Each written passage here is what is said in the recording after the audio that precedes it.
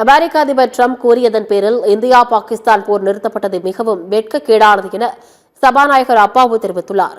நிலையில் செய்தியாளர்களை சந்தித்த அப்பாவு, நிதி ஆயோக் கூட்டத்தை பீகார் முதலமைச்சர் நிதிஷ்குமார் புறக்கணித்தது போல பீகார் மக்கள் நிதிஷ்குமாரை புறக்கணிப்பார்கள் என தெரிவித்தார். மத்திய அரசு தமிழ்நாட்டை தொடர்ந்து வஞ்சிப்பதாகவும், வெள்ளம் போன்ற பேரிடர் பாதிப்பு ஏற்படும் போது நிதி வழங்காமல் இருப்பதாகவும் சபாநாயகர் அப்பாவு குற்றம் சாட்டியுள்ளார். தமிழக மீனவர்கள் பாதிக்கப்படும் போது எந்த மத்திய அமைச்சரோ அல்லது பிரதமரோ நமது மீனவர்களை இந்திய மீனவர்கள் என்று சொல்கிறார்களா எனவும் கேள்வி எழுப்பியுள்ளார். தீவிரவாதத்தை ஒருபோதும் ஆதரிக்க மாட்டோம், அதை எதிர்க்கிறது தான் எங்க நாடு.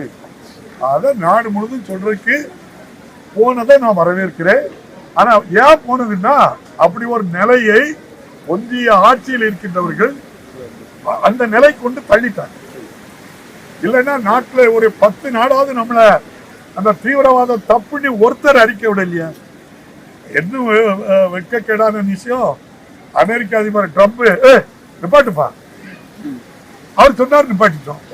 அதுதான் வெட்கமா. எவ்வளவு மாண்புள்ள நாடு, எவ்வளவு பெரிய சைனாவோட எதிர்த்து வெற்றி தான் பெற்றோம், பாகிஸ்தானோட போரிட்டு வெற்றி தான் பெற்றோம், பங்களாதேஷ் அந்த அம்மா இந்திரா காந்தி அம்மா ஒரு நொடியில 14 நாளில முடிச்சு மேற்கு கிழக்கு ஆக்கி போயிட்டு அவ்வளவு ஒரு வல்லமை பொருந்திய நம்ம நாடு தன்னிலை விளக்கக்கூடிய இடத்துல கொண்டு விட்டுட்டாங்களே வேதனை.